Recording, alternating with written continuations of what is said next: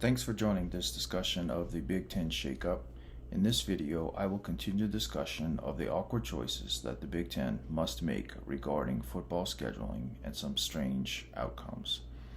This is the Gridiron-Connoisseur, longtime contributor to Athlon Sports, also known as John LaFleur. Please subscribe to my channel to be notified of new videos. Also, see below for links to my website and Athlon articles.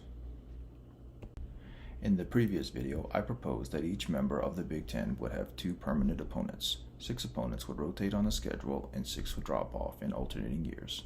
The following is the list of all members after the inclusion of UCLA and USC with their permanent opponents. UCLA would face USC and either Nebraska or Wisconsin. Illinois would play Northwestern and either Indiana or Purdue. Indiana would play Purdue and either Illinois or Northwestern. Iowa would face Nebraska and Minnesota. Maryland would face Penn State and Rutgers. Michigan would face Michigan State and Ohio State. Michigan State would play Michigan and Rutgers.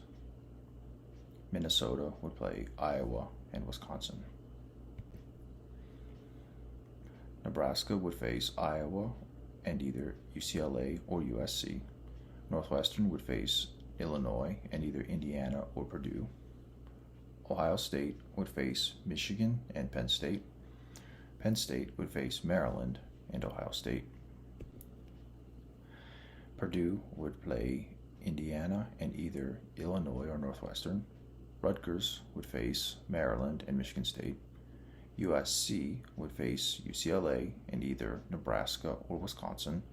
Wisconsin would face Minnesota and either UCLA or USC. How about another option?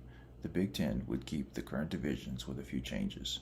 Purdue would switch to the Eastern Division. The Eastern Division would be comprised of Indiana, Maryland, Michigan, Michigan State, Ohio State, Penn State, Purdue, and Rutgers. The Big Ten would then add UCLA and USC to the Western Division. That idea would keep nearly all current divisional series intact. The arrangement would reduce travel somewhat by having the teams in the Western Division on the schedule for the 2 teams in California every season.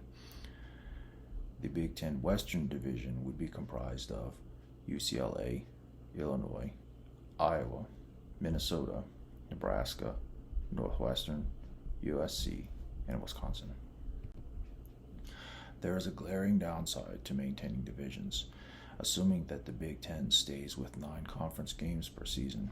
A member would rotate non-divisional opponents in alternating years, adding 2 teams while dropping 2 from the schedule. In that case, a member would only face most of the programs in the other division twice per decade.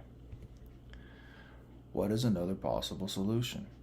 How about having only 1 permanent opponent? In that case, what long-time rivalries would have to cease as annual matchups? Would Minnesota halt its long-running series against either Iowa or the one against Wisconsin? Would Michigan have to stop playing either Michigan State or Ohio State every season? Limiting each member to just 1 permanent opponent appears to cause more problems and controversy than having 2 permanent opponents. Financially, it will pay off in the next round of negotiations over broadcast rights. The addition of 2 programs in the second largest media market in the United States will drive up the price for the next television contracts. The conference can easily split up national broadcast rights to 3 windows of time, with a kickoff at noon on the East Coast, a second at 3:30 p.m. Eastern Time, and a nightcap at 5 p.m. Pacific Time. However, the Big Ten has sold away whatever little bit of tradition and integrity that remained within the conference. Certainly, the Midwestern roots of the conference did begin to fray by adding longtime Eastern independent Penn State in 1993. The spirit of the conference warped irrevocably by luring away 2 programs on the East Coast, Maryland and Rutgers. from the Atlantic Coast Conference and the Big East Conference, respectively. Is the boost in revenue worth the increased travel cost for members' athletic teams and the abandonment of its geographical and cultural roots